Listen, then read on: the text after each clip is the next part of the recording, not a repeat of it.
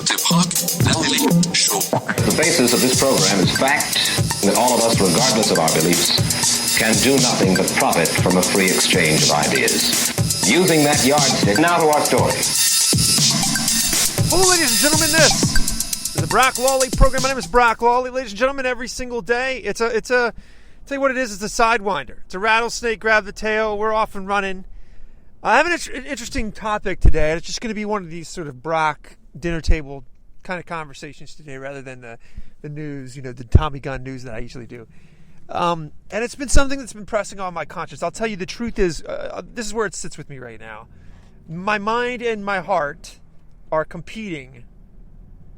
It's a game of tug of war over this issue that I'm about to present to you. And it is this.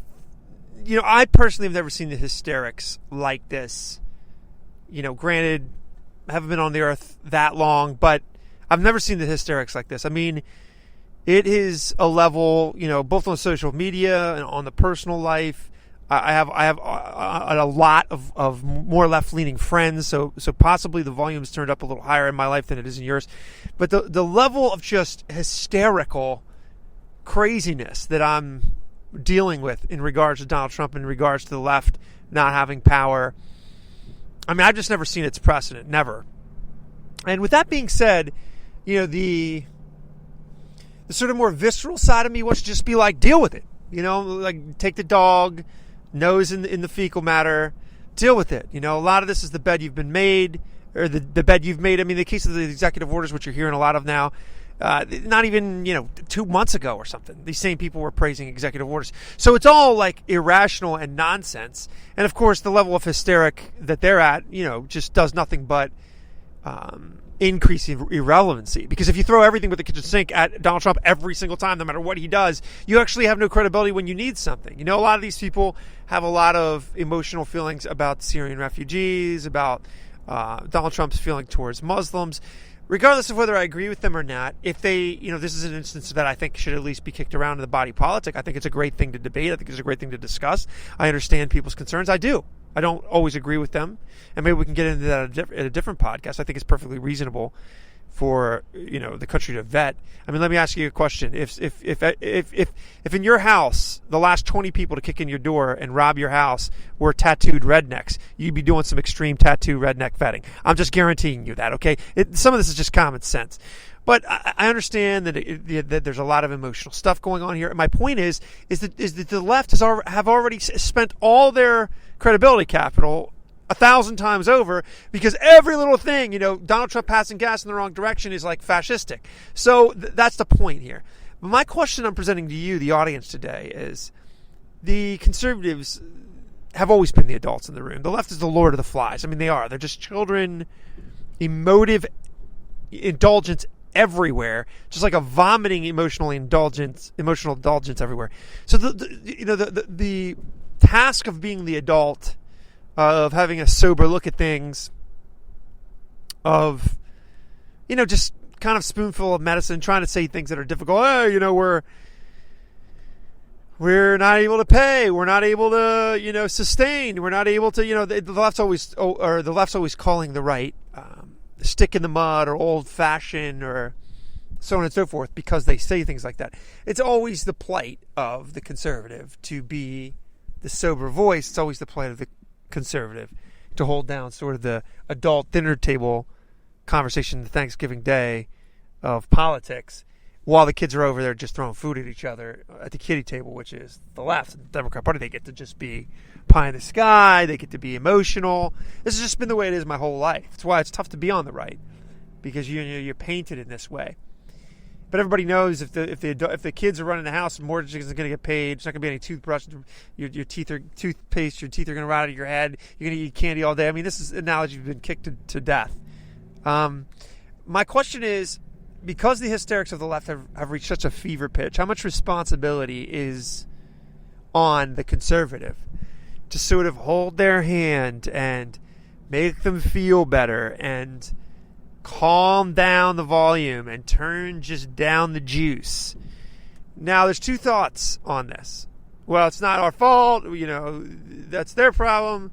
But see, here's the issue I have. It's such a fever pitch and it's so insane that they could burn the whole thing down. I mean, they're rioting over everything. It's a Monday, let's riot. Hey, is that Soros checking to clear? All right, let's riot. I mean, it's just completely, the lid is going to get blown off. And look, we're all in this together. We're on a ship, so to speak, in this, republic. And if half of us just want to tear the thing board from board because of our panic or whatever, because we're afraid of a sea creature in the deep blue, dark, we're all going down whether we tore the boards off or not. You understand my analogy here? So my point is how much responsibility does the conservative have to sort of take a breath and sort of coddle these people and walk them through it and do whatever you got to do to appease them. I'm all about not appeasing the left, but they're just beside themselves. They do not possess the muscles to understand a world where they're not in power. They don't have the DNA. They have to learn the muscle memory and the mechanisms of the conservative ideology having power, implementing itself. I mean, just the thought of it for them is like a system meltdown. It's like your computer got a virus and the whole thing shuts down. They don't appear to have the ability to transition this with any sort of health. And look, if their sickness is so much so that they just want to turn the whole apple cart over, that affects everybody. You understand where I'm putting your head? You understand what I'm asking you? No, technically, you could say to me, oh, it's not the Republicans' fault. It's not the GOP's fault. A lot of stuff is the Republicans and GOP's fault, but not the hysterics of the left. So, that's just for them to deal with. And I guess if you want to just call balls and strikes right down the middle, that's fine. I think that's true. But that doesn't mean the consequences won't hit you. That doesn't mean there won't be race wars. That doesn't mean that there won't be, violence in the streets and God only knows what else. Now, could this be an unfair rendering or read on this stuff? Yes, maybe. Could it be that maybe my particular world is the volume's a little higher than yours? Maybe. My point there is, though, I don't think that the left possesses, just like a child, and I mean, it sounds condescending, and I know it sounds like an insult, but I'm using this analogy because I think it fits the clarity of what I'm trying to say. I don't think a child possesses the emotional intelligence, the emotional capacity to deal with some scenarios. And I think the left has just allowed themselves, both through coddling, through, the media always taking the left position, college always taking a position. I just don't think they have the mental faculties, quite frankly, or the ability to transition through this.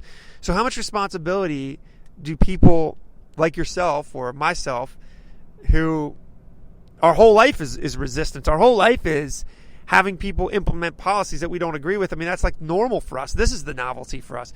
We understand what it's like. We understand the long game. We understand the ebb and flow of democracy. We understand that you're in power, then you're not in power, then you fight for your ideas. The left does not seem to have the mechanisms for that. Based on every single day you see their behavior. The question I'm presenting you is, does your conscience prick you when I ask you how much responsibility is on us? It's a question I'm banting about. It's a question I'm thinking about. Look, it's not tasty. I'm just like you. I've had to watch obnoxious elitists condescend my worldview, mock my worldview. But it's a combination of both what Jesus Christ teaches us, and then it's also just a combination of self-interest. You can help somebody that you don't particularly want to succeed for self-interest's sake. And I know that doesn't sound good, right, when you phrase it like that. But that happens all the time. We're in it as one people. And if they go down, we go down. The albatross upon their neck brings us all down as well. So it's just an interesting time we live in. And I suppose they marinated in just the warm bath water of their own power and their own sort of echo chamber in their own world, where they just never even fathomed or comprehended them losing it. I mean, Donald Trump won, and you could see the wheels were turning, and there was steam coming out the ears, and the program did not have the capability or the coding to comprehend the reality that had befallen them. And that's the world we live in. So it's nothing more than a question. Think about it. Be interested in hearing what you have to say. Thank you for listening to the Brock Lawley program. Be a people of fortitude, character, and courage. Democrats will regret the power grab.